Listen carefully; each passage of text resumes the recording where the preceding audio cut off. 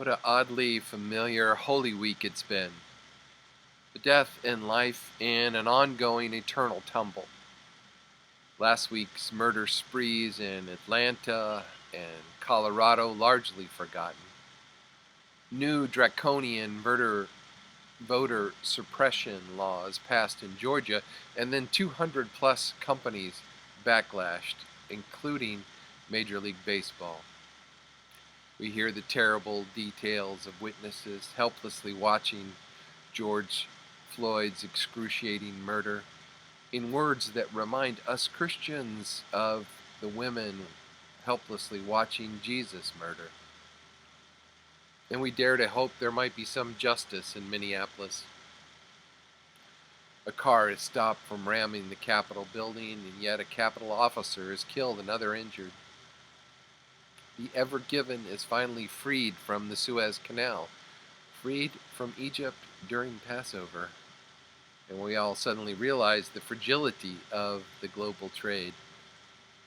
The pace of vaccinations has reached over 3 million a day in the U.S., but it's clear some large portion of our society is still resisting being vaccinated, potentially keeping us from reaching herd immunity by summer, which ultimately means more deaths.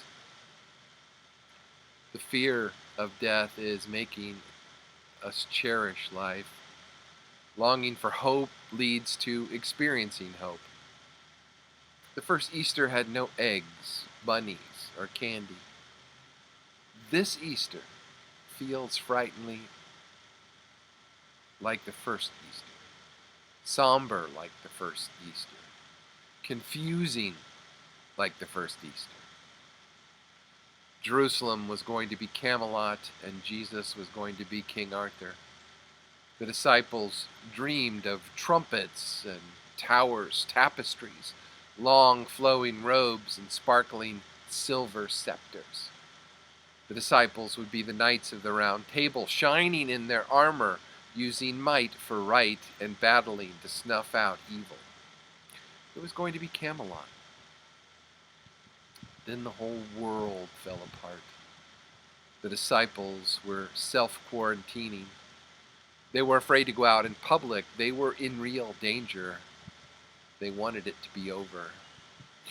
Those brave women stay at the cross till the bitter end and watch Jesus' burial. They want to anoint Jesus then, but everyone is in a hurry to get the body into the tomb before Shabbat begins. They don't want to be the last person to touch Jesus' face, to be the soldiers who killed him. On Saturday evening, they gather the perfumes and oils they will need. They are up before the sun on Sunday, determined to finish the story. The sounds and the smells of an early spring morning, the rich odor of the damp earth, and the birds, noisy with anticipation, are wonderful. But the women expect terrible, overpowering smells and the silence of a cemetery. They do not have a plan. They don't know what they're going to do about the stone. They ask Peter, James, and John to go with them, but the male disciples are keeping their distance.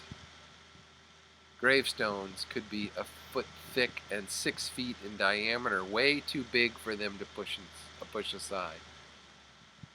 But they keep going on this futile errand, hoping against hope. Robert Frost said, "The nearest friends can go with anyone to death comes so far short, they might as well not go at all." But they try to nudge the stone just enough to say goodbye. Then they see that the stone is not where it's supposed to be. They think their chance to say goodbye has been stolen. They look around. They do not see anyone. Should we look in the tomb? No. Yes, that's why we came. It is not what they expect. They see a 20-year-old in a white robe sitting there.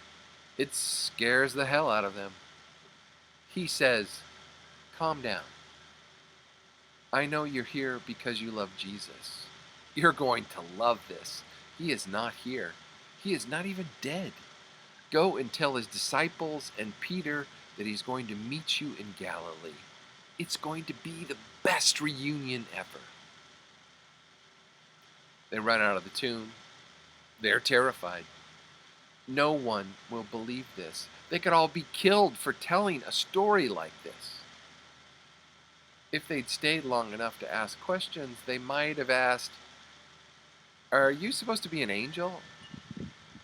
If Jesus is alive, then why doesn't he tell us this? Why can't he meet us here?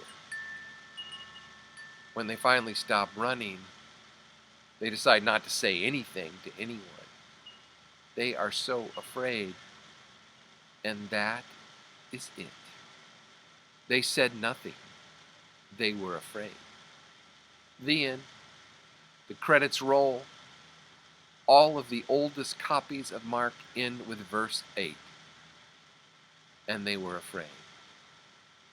Is that any way to end the story of Easter? The first ones to copy the book of Mark did not like the ending. A century or so later, a longer ending was added. Most modern translations treat the 4 extra paragraphs like a footnote. Scholars agree that scribes added the additional verses about Jesus appearing in order to provide a more suitable conclusion. But the scribes have a point. That's not the way a gospel is supposed to end. We read about Jesus calling the disciples, healing the sick, loving the outcasts. That's followed by opposition, threats, crucifixion, and burial. Then there are these women at the tomb, afraid to say anything to anyone. And that is the end? Why doesn't Mark tell about how Mary recognized Jesus in the garden when he called her by name? How Jesus walks to Emmaus with 2 of his followers and breaks bread with them? Or how Thomas finally believes? Finish the story. Wrap it up. Give us a conclusion. There is too much unfinished business. Was Jesus waiting for them at Galilee? How did they find him? What did he say? What did they do? How does the story end? A variety of theories have been proposed to explain why Mark's gospel ends the way it does. One suggestion is that the author never had a chance to finish. Mark was so excited about how well he had written verse 8 that at that precise moment he had a heart attack and died. Maybe so. A second possibility is that this original ending they lost. Someone spilled grape juice on the last page. They took it to let it dry and forgot to put it back. A third theory is that they destroyed the original ending. Throughout his gospel, Mark portrays the disciples as stupid. Maybe Mark had an ending in which the disciples continued to be thick even after Easter. The disciples were tired of looking dense, so they took the last page and ran it through the shredder. Or maybe Mark knew what he was doing and leaves us wondering on purpose. Instead of ending a story, Mark gives us a beginning. He leaves the story hanging at the start. The first verse in the book of Mark is, "This is the beginning of the gospel of Jesus." The whole story is a beginning. In my Bible, Mark is 18 pages long. It is an introduction. The end of the book is not the end of the gospel. It's the end of the prologue. The messenger says, Jesus is not here, he's risen. Then Mark presses hard on one word. Go. Go tell the disciples. that he's going ahead of you to Galilee. You will see him there. Jesus goes on ahead, always out there, beckoning, leading us on, waiting for us to arrive and discover what is next in store for us. Jesus has risen and left word for them to get going. Mark puts down his pen because what happens next remains to be seen. The Easter story has no ending because Easter calls us into the future. The sequels are still being written. You and I write the rest of the story, especially in the middle of a hard time. Easter is not going to pretend that things are easier than they are. The minister asks, "When did Easter become significant to you?" An elderly woman answers slowly, "I didn't understand Easter until my husband died. When he died, I thought I had died too, but I was wrong. God still had some life for me. For 20 years, God has been bringing life out of a dead person." Paul writes to his friends in Colossae, "For you have died, and your life is hidden with Christ in God." It's what I've told my kids. Life is completely fair. It breaks everyone's heart. Some of the best people we know have lived through tragedies. They have been so broken that it felt like dying. Some of the best people have died before they died. They have followed the path from death to life that Christians celebrate today. Tragedy does not automatically make us better people, but some become stronger. Some choose to love even when it's hard. When we think of what we are most proud of in our lives, it's often connected to how we got through a really hard time. Feeling the death that surrounds us can lead us into a deeper life. We break through when it feels like we are breaking down. Instead of pretending sorrow does not exist, we face it head on and come out on the other side, knowing that death will not destroy us. This is what Easter is all about. Our excellent Holy Week stations, created by Lynn and Carrie, in the chapel had one that was my favorite. It asked us to ponder our sense of loss and grief caused by the pandemic. This may be people we have lost or grieved, or that sense of certainty that we mindlessly had but had not lost. The station asked you to light a candle and just live it, acknowledge it. Christ asks us to love in spite of all our death and grief.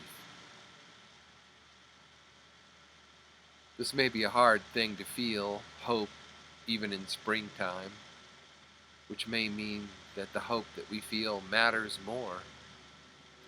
In the 14th century, the Black Death decimated 30 to 60% of Europe's population. St. Julian of Norwich, who was alive during the plague, closed her autobiography with, "All shall be well, and all shall be well, and all manner of things shall be well." An audacious claim, if there ever was one.